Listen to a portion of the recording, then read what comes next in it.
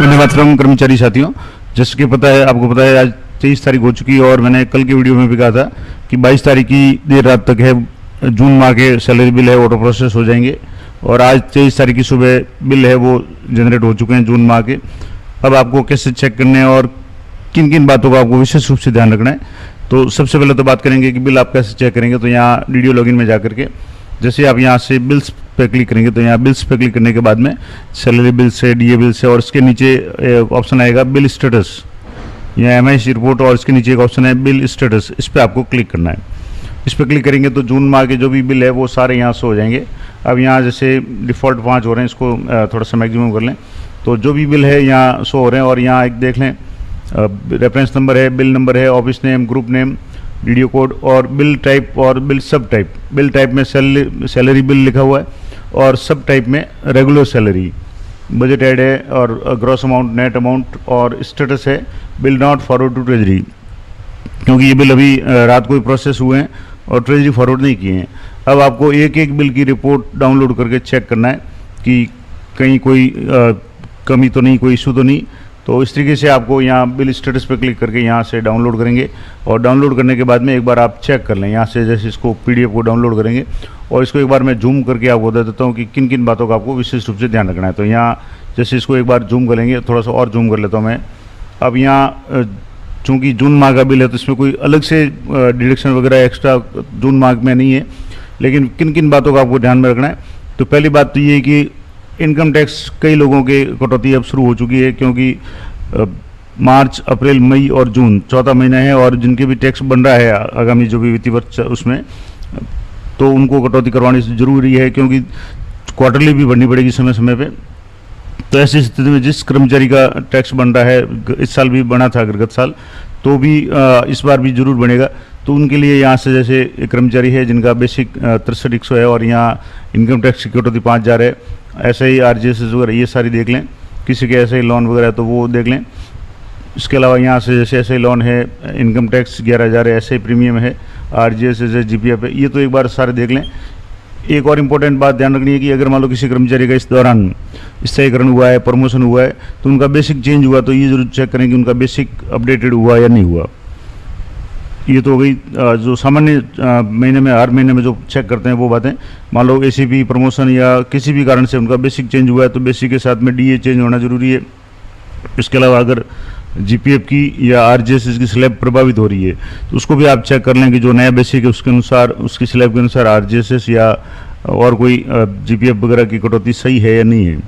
अब एक और इम्पोर्टेंट बात जो एसआई के संबंध में मैंने पिछले वीडियो में बताया भी था, वित्त विभाग के एक आदेश है, मैं आपको आदेश बता देता हूँ। यहाँ से राजस्थान सरकार वित्त बीमा विभाग की तरफ से एक आदेश जारी हुआ था 12/6/2026 को, और इसमें क्लियर लिखा था कि जो भी प्रोबेशनर्स है, यानी परिवीक्षा काल के दौरान राज्य कर्मचारियों को इंश्योरेंस कवर उपलब्ध कराए जाने के संबंध में, तो इसमें क्लियर लिखा हुआ था कि पारिश्रमिक में से आवश्यक रूप से 800 रुपये फिक्स की दर से प्रति माह राज्य बीमा प्रीमियम की कटौती की जाए, जो दिनांक 1/4/2026 से प्रभावी होगी।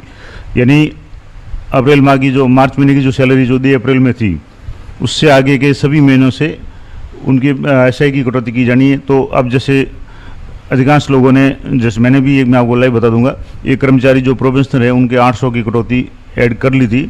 अब वो बिल में शो हो रही है नहीं हो रही, ये जरूर चेक करना है। और अन्य महीनों की मार्च, अप्रैल, मई और 3 महीने खास करके मार्च, अप्रैल, मई, क्योंकि जून की तो सैलरी से जमा हो जाएगी ऐसे की डिडक्शन 800 रुपये, लेकिन 3 महीनों का आप 2 तरीके से बना सकते हैं। या तो आप ऐसा ही एरियर, मैंने पिछली वीडियो में बताया था कि कैसे करेंगे, तो उसी में आप सैलरी में से ही उसको एडजस्ट कर लें तो वो सैलरी से कट जाएगी ऐसा ही एरियर के रूप में, उसकी पे आई डी अलग होगी। दूसरा बात है, अगर आप चाहें तो ऐसा ही पीएफ पोर्टल पे डिपॉजिट यूटिलिटी है, उसके माध्यम से भी 3 महीने की कटौती 8 × 3 यानी 2400 रुपये की प्रीमियम की कटौती आप खुद अपने स्तर से भी करवा सकते हैं। तो ये जरूर चेक करना है। अब ये चेक करने के लिए आप, मैं एक दूसरा एग्जांपल बताता हूँ। यहाँ से जो कर्मचारी है, इनको थोड़ा सा मैं और इस पीडीएफ को जूम करके बताता हूँ। ये और मैंने रिपोर्ट डाउनलोड की थी। अब यहाँ देखेंगे तो इनकम टैक्स 2000 है, जीपीएफ है वगैरह है। अब यहाँ एक कर्मचारी जिनका मैं एसआई की बात कर रहा था कि एसआई 800 की कटौती, यहाँ सामान्य रूप से एसआई 7,000 है, 3,000 है, लेकिन एक कर्मचारी ये जो इनका बेसिक है 23,700, इनके बेसिक के अलावा डीएचआर नहीं है, तो इसका मतलब आप समझ गए कि ये कर्मचारी है, ये प्रोबेशनर है, क्योंकि प्रोबेशनर में सिर्फ बेसिक मिलता है, DHRA नहीं मिलता है। अब इन प्रोबेशनर का GPF की कटौती 1100 रुपये है, RGS 658 है। अब यहाँ आप देखेंगे तो SI प्रीमियम की कटौती 800 रुपये है। तो ये आप जिन भी प्रोबेशनर कर्मचारी हैं उनकी जरूर चेक करें कि उनकी SI की कटौती 800 हुई या नहीं हुई। अगर बिल में 100 नहीं हो रही है तो हो सकता है आपने ऐड नहीं की हो। कई लोगों की समस्या भी आ रही थी कि 800 की जगह 1200 या अन्य जो अमाउंट आ रहा है।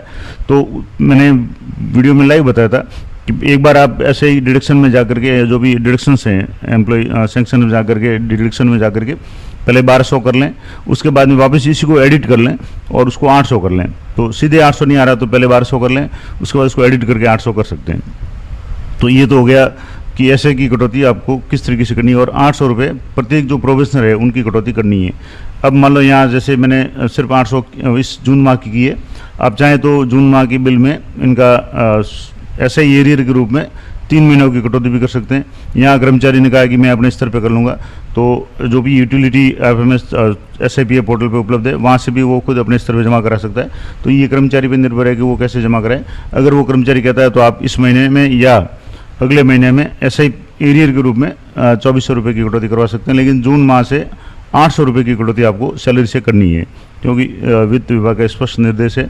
मैं आपको दोबारा बता दूं, यहाँ स्पष्ट लिखा हुआ और ये लिखा हुआ है कि उनके पारिश्रमिक में से आवश्यक रूप से, अब आवश्यक रूप से का मतलब हो गया कि जून माह से आपको अनिवार्य रूप से कटौती करनी है। तो ये आप विशेष ध्यान रखें, तो ये चेक करना है। इसके अलावा अगर मान लो मैंने पहले बता दिया किसी का प्रमोशन है, किसी का और कोई कारण से अगर बेसिक चेंज हुआ है तो उसके साथ में चेंज होने वाले DA HRA वगैरह उन सबको चेक कर लें। डिडक्शंस को भी आप चेक कर लें कि डिडक्शंस उसके अनुसार है या नहीं है। जैसे मान लो यहाँ बेसिक 35,800, उसके बाद में बेसिक चेंज हो गया, तो अगर GPF न्यूनतम है तो हो सकता है स्लैब चेंज होने के बाद में GPF की स्लैब चेंज हो रही हो, तो उसको आप जरूर चेक कर लें, RGS वगैरह की। और अन्य कोई डिडक्शंस या इनकम टैक्स की कटौती जैसे यहाँ नहीं है, कुछ लोगों के इनकम टैक्स की कटौती हो रही है, कुछ के नहीं हो रही है, तो जैसा भी है आप अपने स्तर पे देख लें। यहाँ से जैसे ये इनकम टैक्स है, ये कर्मचारी जिनका बेसिक 84,900 है, तो काफ़ी बेसिक है तो इनका टैक्स बनेगा निश्चित रूप से। तो इनकी टैक्स की कटौती 15,000 की हुई है, ये इनका बेसिक 80,000 है, तो इनके भी टैक्स की कटौती है, इनकम टैक्स 15,000 किया हुआ है। तो इस तरीके से जो भी कर्मचारी है उनके इनकम टैक्स की कटौती जरूर चेक करें, क्योंकि चौथा महीना तो हो गया है, 4 महीने की सैलरी तो इस वित्तीय वर्ष की जमा हो चुकी है, नहीं मार्च, अप्रैल, मई और जून। उसके बाद में पीछे 8 महीने रहेंगे और 8 महीने में पूरा का पूरा टैक्स, एडवांस टैक्स काटना है। तो ये DDO की जिम्मेदारी है कि टैक्स भी कटौती सही समय से कर लें।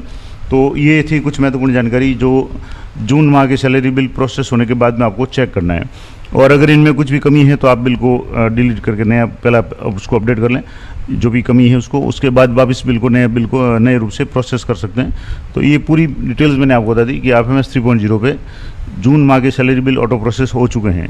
आप चेक करेंगे अधिकांश लोगों के हो गए हैं। अगर मान लो किसी के नहीं हुआ है तो थोड़ा सा आज वेट करें, आज शाम तक सभी की बिल है ऑटो प्रोसेस हो जाएंगे।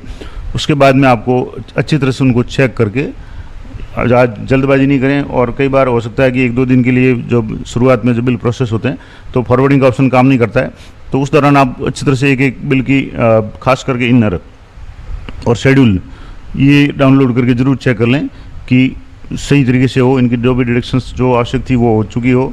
और प्रोबेशनर का विशेष ध्यान रखें कि जो भी प्रोबेशनर है उनके SI की 800 की कटौती भी जरूर हो। नहीं है तो आप उसको अभी भी ऐड करके पहले बिल को डिलीट कर लें, उसके बाद डिडक्शन में जा करके ऐड कर लें, और ऐड करने के बाद वापस बिल बनाएंगे तो बिल आराम से बन जाएगा और कटौती से हो जाएगी। तो ये थी पूरी जानकारी। इसी तरह की FMS संबंधित प्रत्येक टॉपिक पे मैंने वीडियो बना रखे हैं, और इनकम टैक्स से संबंधित भी मैंने वीडियो बना रखे हैं। ITR कैसे भरेंगे, कर्मचारी खुद अपना ITR भर सकते हैं।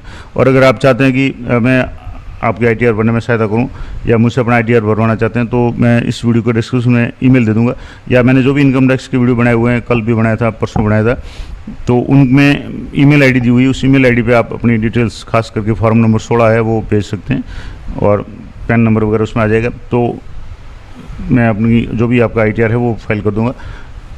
और इस संबंध में आपकी कोई भी क्वेरी है तो आप कमेंट जरूर करें। वीडियो अच्छा लगे तो भी कमेंट जरूर करें ताकि मुझे भी मोटिवेशन मिलता रहे। और चैनल को जरूर सब्सक्राइब कर लें ताकि जब भी कोई नया अपडेट हो तुरंत आपको उसका नोटिफिकेशन मिल जाए। तो मिलते हैं नेक्स्ट वीडियो में, तब तक जय हिंद, जय भारत।